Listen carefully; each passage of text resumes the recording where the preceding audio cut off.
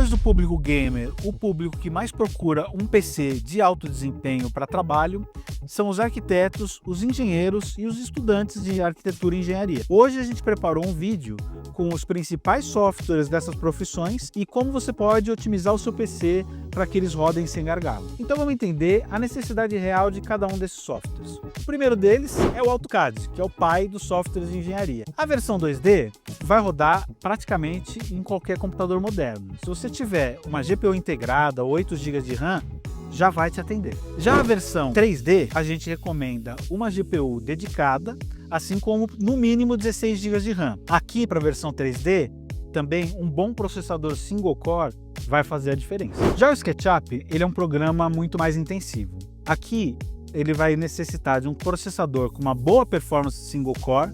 Uma excelente opção seria um processador da linha X3D da AMD ou então um processador da Intel da série K. Sobre GPU, qualquer GPU mid-range vai ser o suficiente.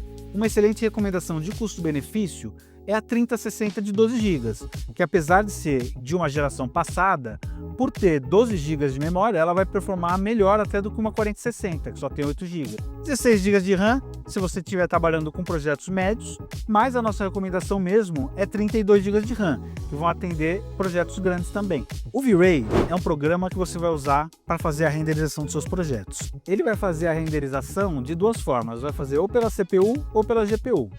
A CPU, se você for fazer essa renderização, vai se beneficiar de uma CPU com multithread, mas a nossa recomendação é que você faça esse render pela GPU.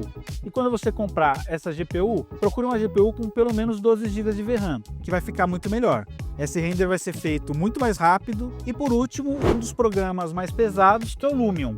O Lumion, ele é um programa que depende extremamente de placa de vídeo. Então, a gente recomenda no mínimo 12 GB de VRAM. A CPU é importante, mas importa bem menos. Aqui a gente recomenda 12 GB de VRAM no mínimo, mas uma GPU com mais VRAM vai ser melhor. Além dessas dicas de processador, placa de vídeo e memória RAM, um outro aspecto importante são os SSDs. A gente recomenda que você tenha no mínimo um SSD NVMe de 1 TB ou mais para você manter o seu sistema aliado aos projetos ativos que você estiver trabalhando, e também tem um SSD secundário que pode ser SATA para você manter os seus projetos antigos arquivados. Se certifique que seus drivers de placa de vídeo são os drivers de estúdio e não os drivers de jogos, e na hora de comprar a placa de vídeo priorize a quantidade de VRAM à geração. E é isso, pessoal, com essas dicas você economiza no que não importa e gasta só no que faz a diferença. E se você quiser fazer um orçamento de uma workstation preparada para suas necessidades, PC Builder, seu upgrade começa aqui.